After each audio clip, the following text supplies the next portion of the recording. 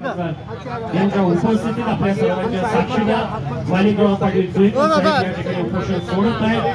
तळ्यांच्या गजाकडे आभार मानूया या खंडपीठासाठी निस्वार्थ वृत्तीने लढणाऱ्या लढव या कार्यकर्त्याला उपोषण सोडण्यासाठी विनंती माननीय पालकमंत्री साहेब करत आहेत।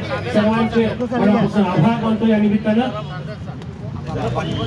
यानंतर आभार प्रदर्शनासाठी मी रवींद्र मोरे साहेबांना विनंती करतो।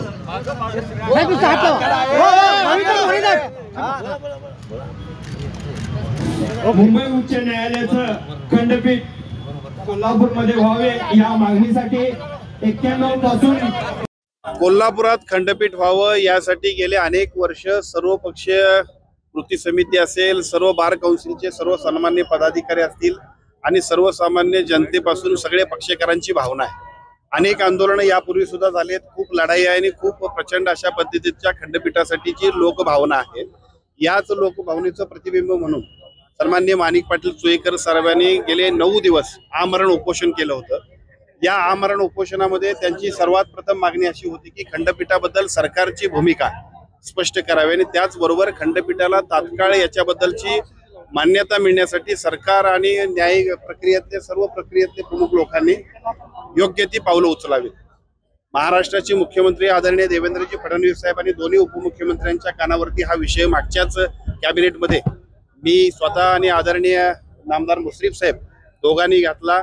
चंद्रकांत दादा पाटील साहेब सुद्धा आमच्या सोबत होते। आम्ही सगळ्यांनी सांगितल्यानंतर सरकारच्या वतीनं अतिशय सकारात्मक अशा पद्धतीची भूमिका कोल्हापुरात खंडपीठ होण्याबद्दल आहे याची स्पष्टता मुख्यमंत्र्यांनी दिली। परंतु त्याचबरोबर सन्मान्य माणिक पाटील सुईकर साहेब आणि त्याचबरोबर या आमरण उपोषणाला पाठिंबा देणारे बार काउन्सिल पासून ते सर्व सामाजिक संघटनांनी सर्व लोकप्रतिनिधींची मागणी होती की एक बैठक मुख्यमंत्र्यांच्या बरोबर व्हायला पाहिजे आणि कालबद्ध प्रोग्राम ठरवायला पाहिजे। त्याबद्दल सुद्धा मुख्यमंत्री महोदयांबरोबर आम्ही संपर्क केलेला आहे आणि मुख्यमंत्र्यांनी सकारात्मकता दाखवून 15 तारखेपर्यंत याबद्दल सुद्धा एक बैठक घेण्याबद्दल आश्वासित केलेलं आहे। ही बैठक ही भविष्य काळामध्ये खंडपीठ तात्काळ होण्यासाठीची उपाययोजना करण्याची एक अतिशय चांगल्या पद्धतीचा प्रगतीचा टप्पा आहे आणि म्हणून आम्ही माणिक पाटील सुईकर साहेबांना सरकारच्या वतीने विनंती केली की त्यांनी उपोषण सोडावं। मी त्यांचा मनपूर्वक आभारी आहे, त्यांच्या सगळ्या सहकाऱ्यांचा आभारी आहे की आम्हा सगळ्यांची भूमिका त्यांनी मान्य केली आणि आज या ठिकाणी 9व्या दिवशी त्यांनी सरबत पिऊन उपोषणाची सांगता केली। खरं तर यापूर्वी सुद्धा या खंडपीठाच्या आंदोलनामध्ये अनेक जी काही आंदोलन झाले त्या आंदोलनामध्ये सहभागी असणारा एक मी कार्यकर्ता।